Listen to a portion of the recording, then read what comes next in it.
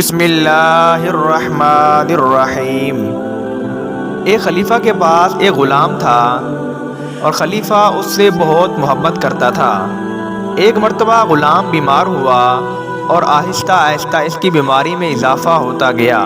خلیفہ نے اس کے علاج کے لیے بڑے بڑے طبیب بلائے مگر کسی کی دوا سے کوئی فرق نہ آیا۔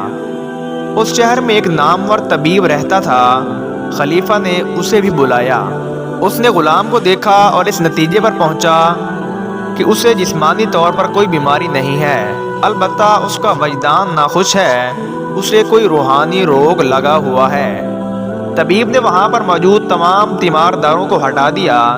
جب اس کمرہ میں کوئی باقی نہ رہا تو اس نے مریض سے کہا کہ میں نے پوری توجہ سے تمہارا معائنہ کیا ہے، تمہیں بظاہر کوئی بیماری نہیں ہے، اب تم بتاؤ کہ تمہیں کون سی بیماری لاحق ہوئی ہے۔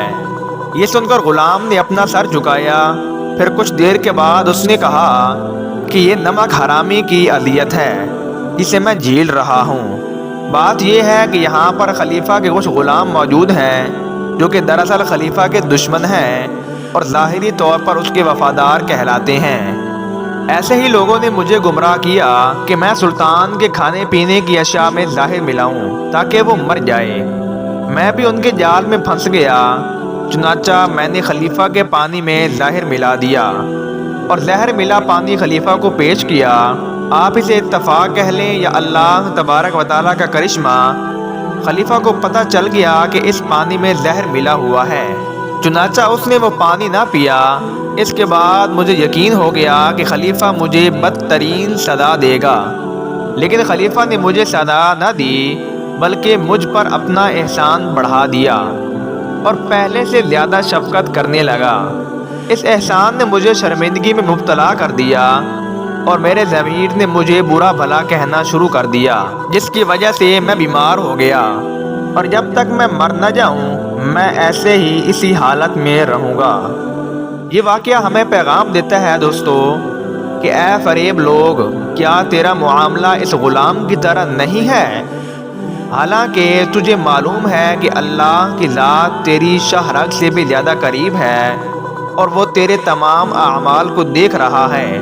اس کے بعد تجھ پر وہ بے شمار احسان کیے جا رہا ہے، کیا تیرا ضمیر تجھے شرمندہ نہیں کرتا؟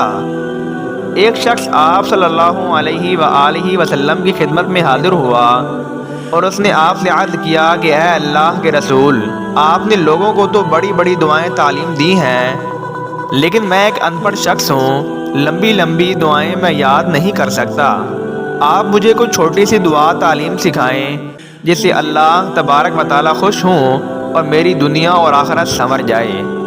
آپ صلی اللہ علیہ وآلہ وسلم نے اس شخص سے فرمایا، تم صرف یہ دعا مانگا کرو جس کا ترجمہ ہے کہ اے الہی تو میرا رب ہے اور میں تیرا بندہ ہوں، تیرے لیے صرف یہی کافی ہے کہ صرف یہی پڑھا کرو۔ اتنی مختصر دعا سن کر وہ بندہ بڑا خوش ہوا۔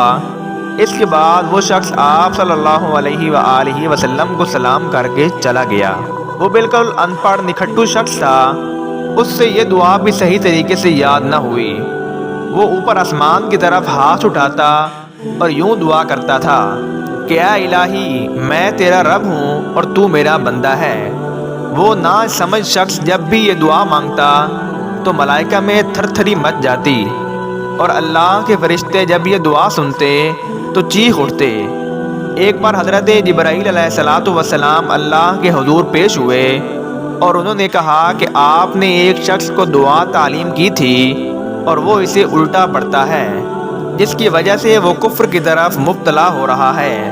آپ صلی اللہ علیہ وآلہ وسلم نے اس ان پڑھ شخص ناسمجھ کو اپنے ہاں طلب کیا اور فرمایا کہ میں نے جو تمہیں تعلیم دی تھی، جو دعا سکھائی تھی، وہ مجھے سناؤ۔ اس نے آپ کو دعا سنائی۔ اس نے کہا کہ آپ نے جو سکھلائی تھی میں اس کا روزانہ ورد کرتا ہوں اور میں دل میں یہ امید کرتا ہوں کہ اللہ پاک اس کا ثواب مجھے عنایت کرے گا۔ یہ سب کچھ کہہ کر اس نے آپ کو یہ دعا الٹی سنائی۔ آپ صلی اللہ علیہ وآلہ وسلم نے اس سے فرمایا، تم نے الفاظ کی ترتیب بدل دی ہے، خبردار آئندہ کے بعد ایسے نہ پڑھنا ورنہ کافر ہو جاؤ گے۔ آپ صلی اللہ علیہ وآلہ وسلم کا فرمان سن کر وہ جاہل بڑا پریشان ہوا اور رو رو کر کہنے لگا،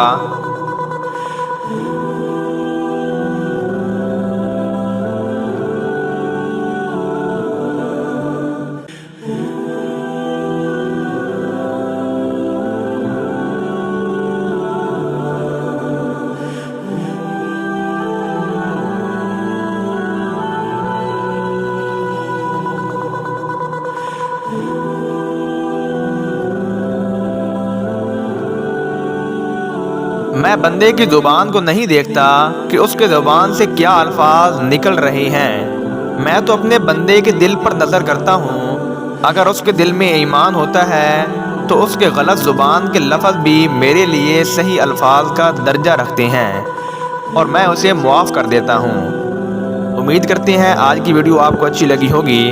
اگر ویڈیو اچھی لگے تو ویڈیو کو لائک اور سبسکرائب کر دیں۔